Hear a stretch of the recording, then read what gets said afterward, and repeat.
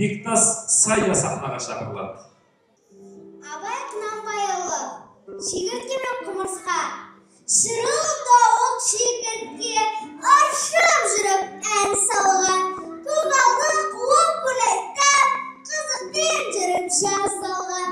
Жазы күнгі жапырақтың бірінде тамақ, бірінде жапырақ кетті, жаз кетті, күз болған соң кетті ке.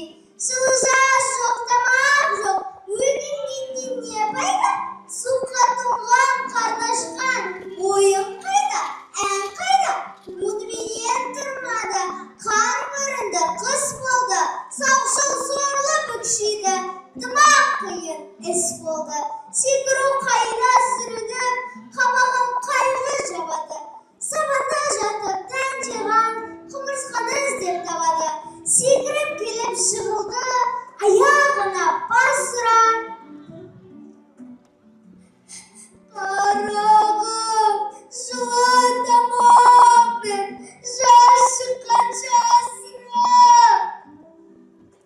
Мұның жаным сөз емес, жаз өтерін білмеп пе? Жаным үшін не шаруа, ала жаздай қылмап пе? Мен өзімде шаруашыл, жұмысқа үйреме, көгалды қуып ән салып, өлеңге қолым тиді ме? Қайтсын қолы тимепті, өлеңші, әнші есілер, ала жаздай ән салсай, селкіледе билей бер. Жарайсың, Сайя. Байсейітова Зинура сахнаға шақырылады.